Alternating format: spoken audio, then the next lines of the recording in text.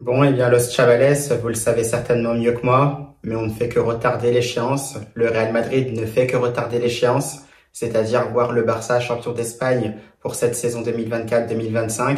Et en plus de cela, un match assez laborieux ce soir, même si le Real Madrid a fini par s'imposer difficilement. Buenas a todos y a todas, j'espère que vous allez bien. C'est Baki Koune des Madrid. On se retrouve pour une nouvelle vidéo à propos du Real Madrid et surtout de son match de Liga puisque c'était la 36e journée face à Mallorca au Santiago Bernabéu. Vamos! Wow, Los Chavales.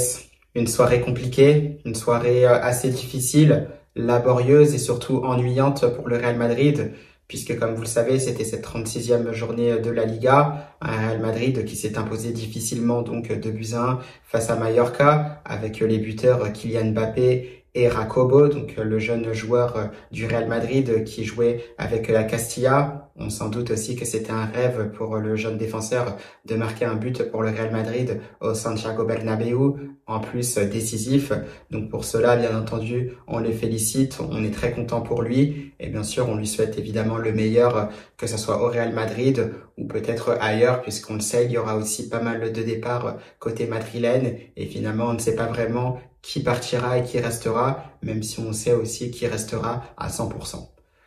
Donc pour revenir à cela, donc c'était un match évidemment assez difficile, assez bizarre finalement parce que comme vous vous en doutez, il n'y avait pas d'enjeu. Un Real Madrid, comme vous le savez, je pense que vous suivez aussi l'actualité autour de ce club. Moi, c'est vrai que j'en ai pas mal parlé aussi via des shorts sur ma chaîne YouTube, voire même sur mes contenus TikTok, où on disait tout simplement que c'était un Real Madrid qui était décimé au niveau de son effectif. Cela a commencé aussi dès le début de la saison avec des grosses blessures, celles de Carvajal et Eder Militao entre autres, un David Alaba qui n'était pas encore revenu, qui a fini par revenir, mais comme vous pouvez vous en apercevoir, il n'est pas du tout disponible pour le reste de la saison.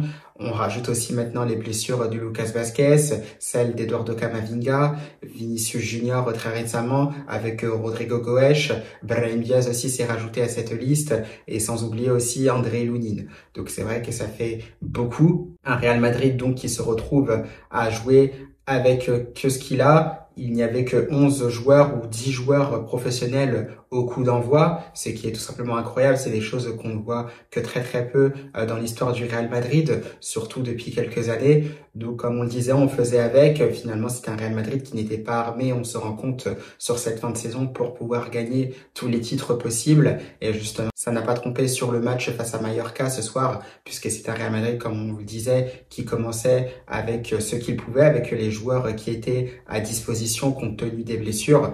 Et donc, on retrouvait bien sûr Thibaut Courtois dans les buts, Fede Valverde qui retrouvait une place en tant que latéral droit. On retrouvait Raúl Asensio avec le jeune Jacobo dans l'axe, Fran Garcia à gauche, Dani Ceballos avec Luka Modric et Jude Bellingham au milieu de terrain, Arda Güler un peu plus sur le côté droit et Endrick et Kylian Mbappé en pointe. Donc un match finalement qui commence assez timidement, on s'aperçoit très rapidement donc qu'il y a aussi des problèmes de cohésion dans cette équipe du Real Madrid, c'est pas nouveau, ça date depuis le début de la saison et on voyait qu'il y avait pas mal d'incompréhension justement sur des échanges de passes. On l'a vu aussi dès que Kylian Mbappé essayait de trouver ses partenaires, des passes donc à contretemps dans le dos de ses partenaires, pareil aussi sur d'autres échanges avec Jude Bellingham, par exemple sur certains moments avec Fran Garcia, donc des passes qui ne trouvaient pas preneur, qui ne prenaient pas leur cible, des ballons qui sortaient en touche. Donc c'est vrai que c'était assez laborieux et un Real Madrid tout simplement aussi pour pas changer, qui se fait avoir trop facilement. Donc sur l'aspect défensif, une passe bien cachée de la part des joueurs de Mallorca. Un joueur qui se retrouve tout seul finalement dans la surface de réparation, qui arrive à décocher une superbe frappe pied gauche enroulée. Petit filet donc de Thibaut Courtois qui ne peut absolument rien faire. Ça fera 1-0 pour Mallorca et c'est un Real Madrid aussi qui aura du mal à réagir, même si c'est vrai qu'il a eu cette grosse occasion première mi-temps par l'intermédiaire d'Hendrick. UnHendrick qui arrive à prendre justement cette profondeur, bien lancé aussi par Arda Güler. Et là c'est vrai qu'il échoue en face à face au gardien, même si c'est vrai il y a cette petite poussette qui le gêne un peu, mais c'est un Hendrick justement qui doit être beaucoup plus fort, qui doit mûrir par rapport à cela pour pouvoir être clutch, clinique devant les buts. Donc à part ça, sinon c'est vrai qu'il n'y a pas eu grand-chose. C'est un Real Madrid qui aura beaucoup tenté dans ce match, beaucoup et beaucoup. On peut s'en apercevoir, je ne sais plus exactement la stat, mais il y a eu un nombre incalculable de tirs qui ont été tentés par les Madrilènes dans ce match-là. On a réussi à trouver donc la cible, on a réussi justement à tromper le gardien que 2 fois dans ce match, donc une victoire de buts à 1. Mais c'est vrai que c'était tout simplement assez laborieux, c'est vrai que ce n'était pas fluide, ce n'était pas emballant du tout ce match-là. Un Real Madrid qui a eu du mal aussi à combiner. C'est vrai que Mallorca aussi il défendait quasiment à 11 derrière, ils étaient vraiment en place. Et sur ça, c'est un Real Madrid en manque d'inspiration, qui n'a pas de tactique définie justement pour pouvoir perturber son adversaire, pour pouvoir le déstabiliser collectivement parlant.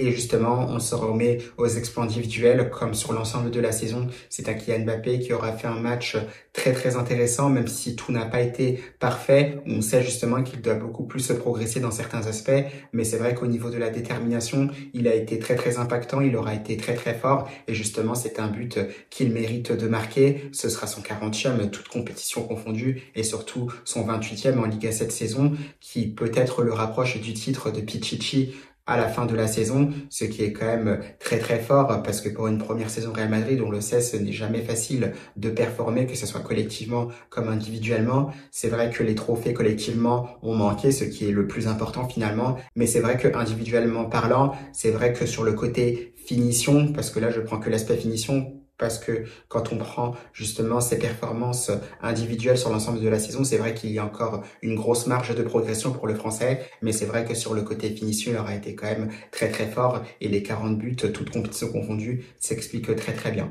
Donc on espère que Kylian Mbappé continuera comme ça, que cette saison justement lui servira d'exemple, qui lui servira de tremplin pour travailler encore plus, pour pouvoir être encore plus fort lors de la prochaine saison. Mais c'est vrai que dans l'ensemble, très très belle performance de la part du Français.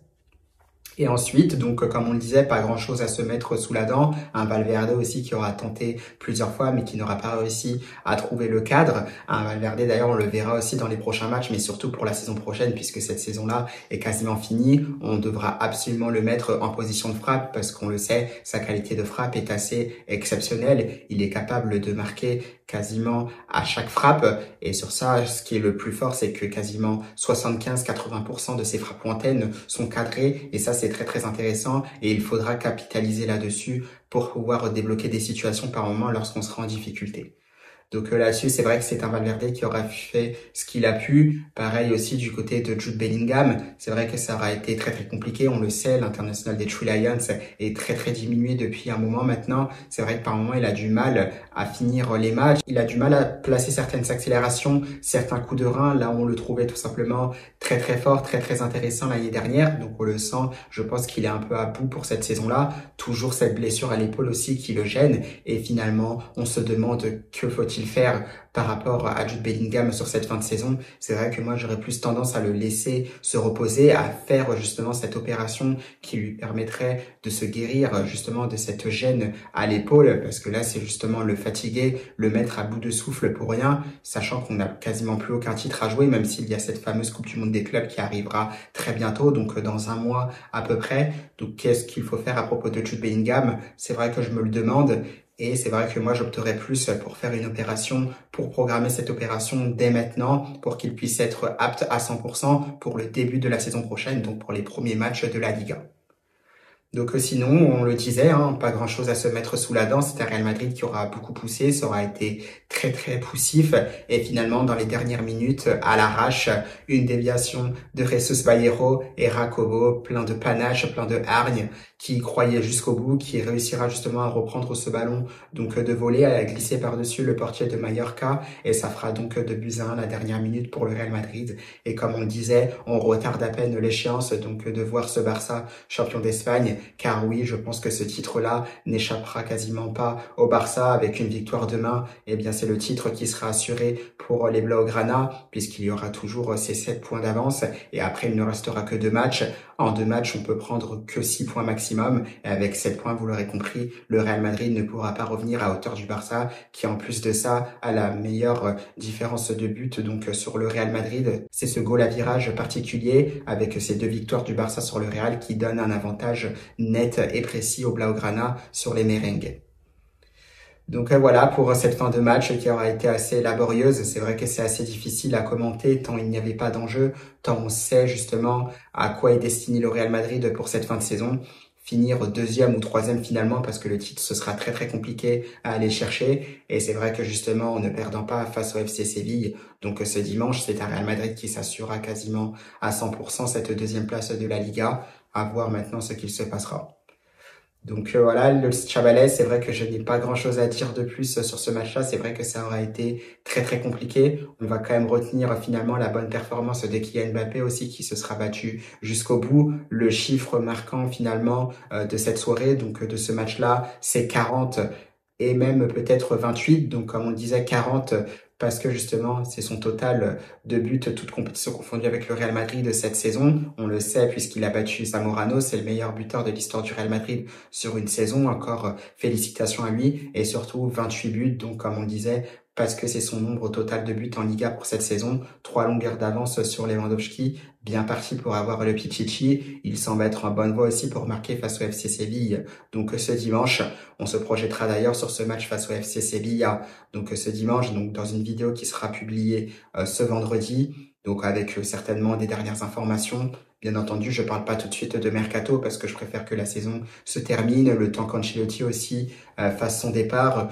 Que je lui préparais peut-être une vidéo, peut-être d'une minute ou deux pour encore le remercier, même si c'est vrai que c'est quelque chose que j'avais déjà fait. Mais en attendant, il faut finir cette saison avec les deux matchs restants face au FC Sevilla et face à la Real Sociedad. Eh bien, Los Chavales, quoi qu'il en soit, j'espère que cette vidéo vous aura plu. J'espère quand même que vous aurez passé une bonne soirée devant ce Real Madrid de Mallorca, même si c'est vrai que ça paraissait très très laborieux. On aura quand même vu des belles choses, même si ça restait insuffisant. Et moi, je vous dis donc à vendredi pour une prochaine vidéo, celle pour se projeter sur le match de Liga entre le FC Sevilla et le Real Madrid. À la Madrid!